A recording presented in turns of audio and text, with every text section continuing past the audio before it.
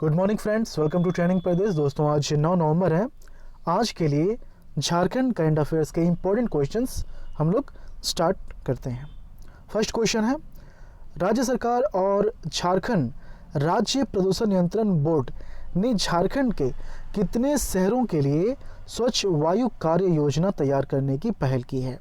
तो ये 8 शहरों के लिए ऐसा पहल किया गया है। 8 शहरों के लिए स्वच्छ वायु कार्य योजना तैयार करने की पहल की गई है और ऐसा करने वाला झारखंड पूरे देश में पहला राज्य है। और ये 8 शहर कौन कौन से हैं? ये 8 शहर हैं रांची, जमशेदपुर, हजारीबाग, रामगढ़, चाईबासा, दुमका, साहिबगंज और पाकुड़। तो इन शहरों के लिए स्वच्छ वायु कार्य योजना तैयार करने की पहल की गई है। ओके, ये शहर नेशनल क्लीन एयर प्लान के तहत वायु प्रदूषण के लिए चिन्हित किए गए नॉन अटेनमेंट सिटीज़ के दायरे में नहीं आते हैं। इस तरह का पहल करने वाला झारखंड पूरे देश में पहला राज्य है। इन शहरों में वायु प्रदूषण को नियंत्रित करने के लिए वायु गुणवत्ता को सुनिश्चित करने की दिशा में यह एक नई और बड़ी शुरुआत है। इन शहरों में वायु प्रदूषण को नॉन अटेनमेंट सिटीज़ के खतरनाक स्तर तक पहुंचने में रोकने में सफलता मिलेगी। ओके, सेकंड क्वेश्चन है, मुख्यमंत्री हेमंत सोरेन ने मानव तस्करी के शिकार नाबालिगों को हर माह कितने हजार रुपए देने की घोषणा की है? 1000, 2000, 3 या फिर 4? तो ऑप्शन बी जो है 2000 रुपए, ये इसका सही आंसर है। ओके, यहाँ पर आप देख सकते हैं कि छोटा सा समारोह आयोजित किया गया था मानव तस्कर से शिकार हुए नाबालिगों के लिए। तो मुख्यमंत्री हेमंत सोरेन ने मानव तस्करी के शिकार नाबालिगों को हर माह 2000 रुपए देने की घोषणा की है, जबकि बालिगों को रोजगार के मौके उपलब्ध कराने की बात कही गई है।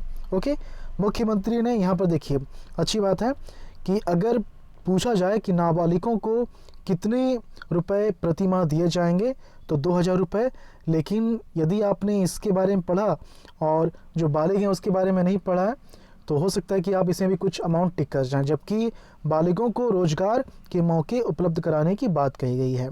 मुख्यमंत्री ने यह घोषणा दिल्ली से रेस्क्यू कराकर लाई गई 45 बच्चियों से मुलाकात के दौरान किया। ओके, जिन 45 बच्चियों को दिल्ली से रेस्क्यू किया गया है वे निम्न 8 जिलों से हैं: रांची, गोड्डा, पाकुड़, पश्चिमी सिंहभूम, दुमका, लातेहार, सिमडेगा और गुमला। अभी वर्तमान में राज्य सरकार द्वारा राज्य की बच्चियों को नर्स का प्रशिक्षण देकर हुनरमंद बनाते हुए रोजगार से जोड़ा जा रहा है। इससे उनके आर्थिक स्वावलंबन का मार्ग प्रशस्त हो रहा है। ओके, थर्ड क्वेश्चन देखते हैं, वर्तमान में झारखंड के कितने शहरों में अनुसूचित जाति और अनुसूचित जनजाति से जुड़े मामलों की सुनवाई के लिए विशेष अदालत हैं? ओके, तो यहाँ पर वर्तमान में रांची, हजारीबाग, धनबाद और देवघर कितने हो गए? 1, 2, 3 और 4। ठीक है, तो यहाँ पर ऑप्शन क्या है? ऑप्शन बी इसका सही आंसर होगा। 4 शहर कौन कौन से? रांची, हजारीबाग, धनबाद और देवघर, ये इस क्वेश्चन का सही आंसर है। ओके, चलिए और भी जानते हैं इसके बारे में। अनुसूचित जाति और जनजाति से जुड़े मामलों की जल्द सुनवाई के लिए राज्य भर में 20 और विशेष न्यायालय खुलेंगे। ओके, तो अब जो है टोटल 24 हो जाएंगे। ओके, 20 खुलने वाले हैं और 4 पहले से हैं। मुख्यमंत्री हेमंत सोरेन ने इस प्रस्ताव को मंजूरी दे दी है। वर्तमान में रांची, हजारीबाग, धनबाद और देवघर में ही इस तरह की विशेष अदालत है। अब राज्य के बचे 20 न्यायमंडलों में भी उनका गठन होगा। तो 4 तो स्टार्ट कर दिया गया है, 4 डिस्ट्रिक्ट में ये हो गया और बाकी के जो 20 हैं उनमें भी ये जल्द ही स्टार्ट किया जाएगा। ओके, इन विशेष न्यायालयों का गठन अनुसूचित जाति एवं अनुसूचित जनजाति अधिनियम के तहत, अत्याचार निवारण अधिनियम के तहत दर्ज वादों के त्वरित निवारण के लिए हो रहा है। राज्य के 24 न्यायमंडलों में अनुसूचित जाति एवं अनुसूचित जनजाति अधिनियम के तहत कुल 1953, ये डेटा है, ईयर नहीं है, 1953 मामले लंबित हैं। ओके, 31 जुलाई तक का ये डेटा है। अब यहाँ पर देखिए कि यहाँ पर लिख दिया गया है, ठीक है, कि पूरा डेटा आपको याद करने की ज़रूरत नहीं है, बस मैक्सिमम और मिनिमम सिटीज़ को ध्यान में रखते हुए, मतलब किस में ज़्यादा डेटा है किस में कम डेटा है, इसको ध्यान में रखते हुए आपको याद करना है। देखिए, बोकारो में 30, चतरा में 51, धनबाद में 34, पलामू में 218, देवघर में 77। तो धनबाद में कितना है? धनबाद में 321 है। ओके, ये सबसे ज़्यादा हो गया। दुमका में 46, गढ़वा में 138, गिरिडीह में 163, गोड्डा में 71, गुमला में 61, हजारीबाग में 208, जमशेदपुर में 39, जामताड़ा में 42, खूंटी में 9। खूंटी में 9, यहाँ पर देखिए रेड मार्क ऑलरेडी कर दिया गया है। जब भी जहाँ ज़रूरत होगी आपको बताने की कि सारा डेटा याद करना है कि नहीं करना है, तो वहाँ पर मार्क करके लिख दिया जाएगा, ठीक है। और अगर नहीं लिखा गया है तो आप ये समझ कर बैठ जाएं कि उन सभी डेटास को याद करना, सारे डेटा से इंपॉर्टेंट है यहाँ। ओके, तो यहाँ पर पहले लिख दिया गया था कि सारे डेटास को याद नहीं करना। मैक्सिमम केसेस कौन डिस्ट्रिक्ट से आए हैं, किस डिस्ट्रिक्ट से आए हैं, ये आपको याद करना है। मिनिमम कहाँ से, ये आपको याद करना है। कोडरमा में 5, लातेहार में 51, लोहरदगा में 27, पाकुड़ में 28, रामगढ़ में 58, रांची का भी एक काम कीजिएगा, अब रांची का भी याद कर लीजिए। रांची में 187, साहेबगंज में 60, सरायकेला में 24 और सिमडेगा में 5 मामले लंबित हैं। ओके, चौथा क्वेश्चन है धान अधिप्राप्ति योजना। Okay, paddy procurement scheme. धान अधिप्राप्ति योजना के तहत अब झारखंड में साधारण धान का एमएसपी कितने रुपए होगा? ओके, तो अब पहले कुछ और था, अब इसको मॉडिफाई करके बढ़ाया जा रहा है। तो अब ये कितना होगा? अब ये 2050 होगा। ओके, देखिए यहाँ पर धान अधिप्राप्ति योजना के तहत अब झारखंड में साधारण धान का पूछा जा रहा है, ठीक है। तो साधारण धान का एमएसपी 2050 और ग्रेड ए धान का 2070 रुपये होगा। तो इन बातों का ध्यान रखना है कि साधारण धान है या फिर ग्रेड ए धान है, ठीक है। तो 2000, इस क्वेश्चन के अकॉर्डिंग इसका सही आंसर क्या हो जाएगा? Option A 2050। वहीं अगर साधारण धान की जगह ग्रेड ए धान कर देता तो इसका आंसर ऑप्शन बी हो जाता। इसका ऑप्शन ए सही आंसर है। मुख्यमंत्री हेमंत सोरेन ने खरीफ विपणन मौसम 2020 से 21 के दौरान किसानों से न्यूनतम समर्थन मूल्य पर, जिसको एमएसपी बोलते हैं, मिनिमम सपोर्टिंग प्राइस पर धान खरीद के लिए धान अधिप्राप्ति योजना के स्वरूप को मंजूरी प्रदान की है। इससे अब उन्हें साधारण धान का न्यूनतम समर्थन मूल्य 2050 रुपये प्रति क्विंटल दिया जाएगा। एमएसपी जो होता है वो प्रति क्विंटल पर होता है। भारत सरकार के खाद्य और सार्वजनिक वितरण विभाग की ओर से धान का न्यूनतम समर्थन मूल्य साधारण किस्म का 1868 रुपये प्रति क्विंटल एवं ग्रेड ए के लिए 1888 रुपये प्रति क्विंटल निर्धारित किया गया है। इसके आलोक में किसानों को धान की न्यूनतम समर्थन मूल्य 1868 रुपये प्रति क्विंटल के अतिरिक्त राज्य सरकार द्वारा बोनस के रूप में 182 रुपये प्रति क्विंटल दिए जाने का प्रस्ताव है। इस प्रकार बोनस के साथ साधारण धान का एमएसपी 2050 रुपये और ग्रेड ए धान का 2070 रुपये होगा। ओके, पांचवा क्वेश्चन है झारखंड राज्य का पहला जिला क्रिकेट लीग शुरू करने वाला जिला कौन सा है? ओके, पहला जिला क्रिकेट लीग स्टार्ट करने वाला कौन सा पहला डिस्ट्रिक्ट है? ओके, तो रांची, पूर्वी सिंहभूम, पश्चिमी सिंहभूम या फिर धनबाद। तो पश्चिमी सिंहभूम इस क्वेश्चन का सही आंसर। पश्चिमी सिंहभूम जिला क्रिकेट लीग स्टार्ट करने वाला झारखंड का पहला जिला है, पश्चिमी सिंहभूम, वेस्ट सिंहभूम।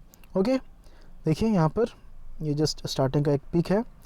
झारखंड राज्य क्रिकेट एसोसिएशन के पंजीकृत जिला इकाई पश्चिम सिंहभूम जिला झारखंड में, पश्चिमी सिंहभूम जिला झारखंड में क्रिकेट लीग प्रारंभ करने वाला जिला बन गया है। चाईबासा में कोरोना काल का पहला जिला क्रिकेट लीग 7 नवंबर को शुरू हुआ है। स्टेडियम मैदान में केवल मैच से जुड़े लोग ही प्रवेश कर सकेंगे, दर्शकों का प्रवेश वर्जित किया हुआ है। ओके, यहाँ पर चूंकि वेस्ट सिंहभूम की बात हुई है, थोड़ा सा हम लोग देख लेते हैं। अच्छा, बहुत से लोग बोले थे कि मैप क्लियर दिखता नहीं है, स्क्रीन छोटा है, तो नेक्स्ट टाइम से इस वीडियो में रहने देता हूँ। नेक्स्ट टाइम से मैं कोशिश करूँगा कि जो मैप है इसको, जैसे जिस डिस्ट्रिक्ट की बात होती है तो उसको थोड़ा सा बड़ा करके आपको दिखाया जाए। अब यहाँ पर मैं बड़ा अगर छोटा करूँगा तो रेशियो जो है जिस पर वीडियो बनाया जा रहा है वो रेशियो थोड़ा सा गड़बड़ा जाएगा। तो वेस्ट सिंहभूम की बात हो रही है, तो ये जो है वेस्ट सिंहभूम, देखिए ईस्ट और वेस्ट सिंहभूम और सरायकेला खरसावां, ये जो है ये आपका कोल्हान प्रमंडल है। ओके, 5 प्रमंडल है, उसमें से ये कोल्हान प्रमंडल में बिलोंग करता है। और ये जो वेस्ट सिंहभूम है, अगर हम लोग इसके गठन की बात करें तो 1990 में इसका गठन हुआ था। ओके, इसके अलावा कुछ और भी इंपॉर्टेंट डेटाज हैं, जैसे कि पॉपुलेशन डेंसिटी। ठीक है, पॉपुलेशन डेंसिटी मतलब कि जनसंख्या घनत्व पर स्क्वायर किलोमीटर में कितने लोग रहते हैं, इसका जो एवरेज है ये कितना है, 208 है। ओके, इसके बाद जो सेक्स रेशियो लिंगानुपात जो है ये 1005 है, तो ये काफ़ी अच्छा है। ओके, अगर लिटरेसी रेट की बात करें तो ये कम है, लिटरेसी रेट जो है ये 58.63% है, लिटरेसी रेट ये थोड़ा कम है। अनुमंडल 3 है, जिसको सब डिवीज़न बोलते हैं। आपका सिंहभूम सदर हो गया, ठीक है, जगन्नाथपुर है और पौड़ैयाहाट है। पौड़ाहाट, ठीक है, पौड़ैयाहाट नाम का जगह जो है ये गोड्डा में पड़ता है, ये पौड़ाहाट है, इसमें आप कंफ्यूज ना करें। और प्रखंड की बात करें तो ब्लॉक्स जो हैं ये 18 है, नाम जानने की उतना ज़रूरी नहीं, नाम जानना 18 आप नंबर याद रखिए। ओके, इसके अलावा विधानसभा क्षेत्र ये इंपॉर्टेंट है, तो एमएलए के जो सीट हैं विधानसभा क्षेत्र जो है, कॉन्स्टिट्यूंसी जो है एमएलए के, ये 5 हैं। ठीक है, ये जो है 5 है, चाईबासा, जगन्नाथपुर, ओके, उसके बाद है आपका मनोहरपुर, चक्रधरपुर और मंझेगांव। ठीक है, तो ये 5 जो हैं विधानसभा क्षेत्र हैं वेस्ट सिंहभूम के। ओके, और पर्यटक स्थल जो हैं, अगर पर्यटक स्थल की बात करें तो एक हिरनी जलप्रपात है। ओके, फिर सारंडा वन है, ये सब फेमस प्लेसेस हैं। सारंडा वन जो है इसको अलग से पढ़ना भी है, जब आप फॉरेस्ट पढ़ेंगे ज्योग्राफी में तो इसको अलग से पढ़ना भी है। ठीक है, तो एक यहाँ पर छोटा सा आप जान लीजिए कि 700 पहाड़ियों का घर कहा जाता है सारंडा वन को, 700 पहाड़ियों का घर। मैं डिटेल में बताऊंगा जब ज्योग्राफी स्टार्ट करूँगा तो काफ़ी डिटेल में इसको बताया जाएगा। तो इतना रहने देते हैं हम लोग, ये हो गया वेस्ट सिंहभूम। लास्ट लेक्चर का जो क्वेश्चन था उसे हम लोग देख लेते हैं। देखिए, बहुत ही जल्द हम लोग झारखंड का जो स्ट्रेटेजी के उसको स्टार्ट करने वाले हैं, और एक मैं नया चीज़ स्टार्ट कर रहा हूँ। हो सकता है कि आपको वीडियो ऑलरेडी मिल चुका होगा, जैसे कि आप लोग जो कमेंट करते हैं, या फिर आपको, जैसे कि मैंने ये जो लेक्चर आप मैंने कंप्लीट किया, ठीक है, अब ये आपको मिल जाएगा। तो होता क्या है कि काफ़ी कुछ जैसे कि हिंदी में लिखा हुआ है तो आपको समझ में नहीं आ रहा है, या फिर एक्सप्लेनेशन के बाद भी कुछ डाउट्स रह जाते हैं। तो अगर ऐसा है तो आप, मैंने पहले ही कहा है कि आप कमेंट के थ्रू पूछ सकते हैं।